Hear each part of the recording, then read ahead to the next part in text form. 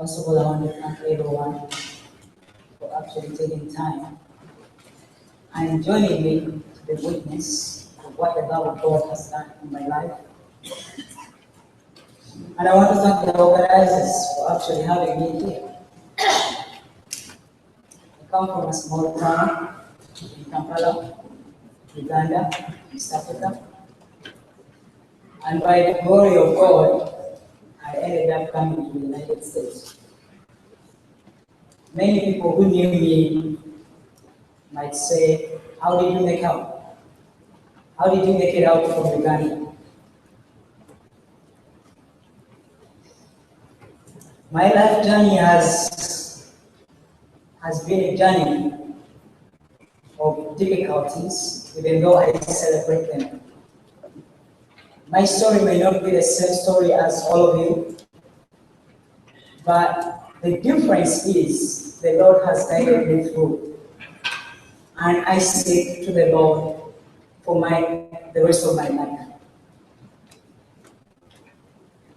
I was born in a small family, but quite big. I have 19 siblings. I do that.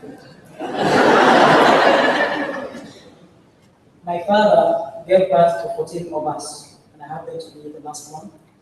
And my mother gave birth to 16 of us. I happened to be the 8th. My father passed away when I was 3 months old. So I never really got to know who my father was. The only thing I know about my father was a picture. And that picture is dear to me, that even when I was trying to run away from my country, I made sure I had it in my bag. My suitcase had only 3 clothes and a pair of shoes because I was even scared. If they asked me, why are you taking all these things? Like I said, my life journey is difficult. I first came out, in fact I didn't even come out.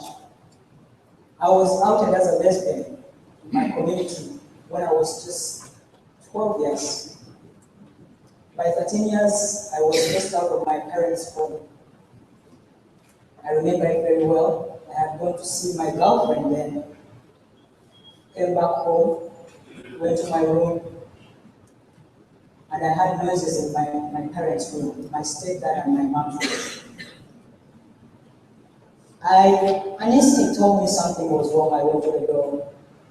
I knocked. And while I knocked there, they were not answering. Normally they would answer when you knock. Something, God just told me, open the door. When I opened the door, I just found my stepdad strangling my mom. I didn't think. I don't know how many, I don't know where I got the energy, but just God was just with me. 1, 2 steps I was there and I did not know what I do, but I just found myself grabbing him and just throwing him somewhere. And I remember my mom's voice was like as if it was coming from a deep hole. She just, run! I immediately ran, and because he turned now against me. That night was a difficult night for me because that was the night I was separated from my mom, the only parent I knew in my life.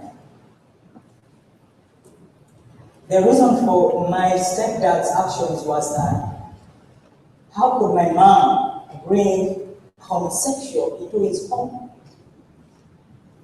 How could my mom bring someone who would sow a seed of homosexuality in his children? He saw that as a disease. At 13 years old, I was let go to face the world. For me, since I was 4 years, 5 years, I knew this body wasn't just mine. I knew I am a man. I thought to see that I was looked at as a man, as a boy. I used to stare at the sun when it rose and when it set, because there was a myth that if you stared at it, your genitals will change. They never changed. When puberty called, They said there was another myth, when you use a measuring stick and you hit your chest, and groups are coming, they will go back. I did that, but it never went. It still came out. But anyway, while I was chased from home, I started a life of my own. It was hard. Even just having a nice, beautiful looking girlfriend was a problem for me. I wouldn't sit with this person or enjoy with this person at a bar or what. Someone would beat me up. Someone interested in her would beat me up. How could you be interested in a girl? You should be interested in a man like me. So it was my problem that they are not interested in me. I lost many loved ones just because of who I was, of who I am. I didn't even know what the word transgender meant. In my country, these are English words. English is our second language. All I knew I was a man, and when I learned about the word lesbian, I thought, yeah, I am a lesbian. So I am a lesbian. While I was at a bar, I met someone. We started talking about our life. And there it was. This person had experienced what I had been going through. We became friends right away. We met other people, and we became a group of friends, about 3-5 friends. We were talked about in my country as the lesbians, the homosexuals, and they used to write our names, describe us in the newspapers. Watch out, these blah blah blah, they look like this, they stay where they are the lesbians. Top lesbians in Uganda, top lesbians in Kampala. It was a story everywhere. And what that meant, I could not walk the street as everybody else because someone would beat me up, because someone would easily see me and whatever. You don't know what would happen. We started an organization. We thought that, yes, whatever is happening to us, it is happening, but it must be even happening to other people like us. What do we have to do? We started an organization. We needed to have a voice where we speak as one, a voice where we comfort each other. I'll tell you that whatever the problem is, if you ever talk about it and you have someone listen to you, it makes a huge difference. If it wasn't for people like me, at least to talk about our problems, I think I would have died a long time ago. My mother struggled so hard because she loved me and she saw that I was going to die. She tried. I was taken to shrines to cure me for who I am. She thought I was sick. I was born and raised as a Muslim, but I could not go to any mosque. My mother was always attacked by these Muslims. I remember they had a prayer next to my mother's home, to pray for me so that I could leave and never come back to that village. My mother was shy because she gave birth to someone who doesn't fit in a society. I want to tell you that it is very important to speak up when you have a chance, because you never know who you might say. My mother never said she's not my mom. She said, that person, if it's an animal, if it's what, it's my son, it's my daughter. She never made up on me.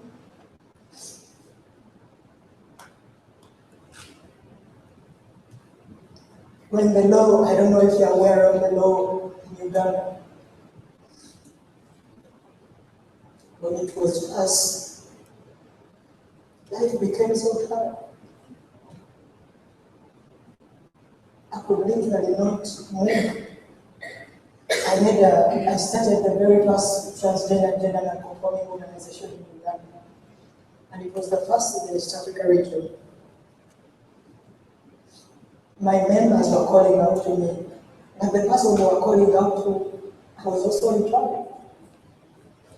They looked out to me for help, and I could also not talk.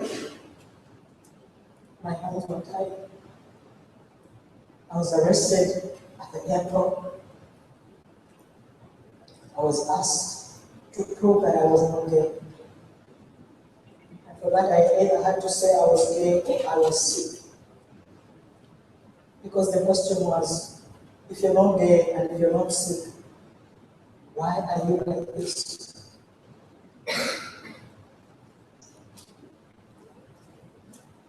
I want to say to you that you are in a very privileged position. I want you to use the position you're in. My country and Africa has been taken advantage of by people like Scott Lively, who is an American, by Rick Warren, the likes of such people. They come to my country because we are a third world country, very poor country. People are not educated. They tell them lies. They preach them hate. People need to hear the real good news. People need to hear stories from people like you. You need to open up spaces for people like me and you to share and to comfort each other. Let you not be silent because you can go home and sleep. I might be from Africa.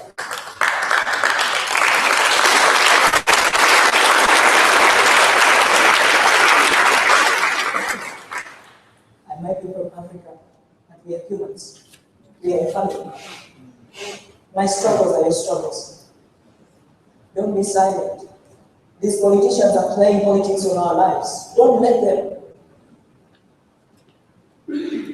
I challenge you. I've spoken to many people, but normally it's just speaking and they'll say, oh yeah, that was nice. I challenge all of you. I know you come from different walks of life. Make an effort. Reach out. Do something extraordinary that you've not done before. I avail myself to you in whatever way you think I can help you reach the person or the people that you've not reached before. Africa looks up to you in so many ways and take advantage of that. The Lord says to us that love will always win. Whatever it is, love is the greatest. And if you stand on the side of love, you can never be wrong. This is who we are. This is who I am.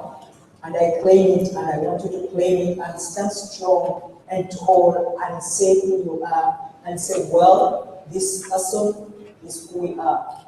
And I will not let you go this person. Amen. So thank you all. May the Lord be with you.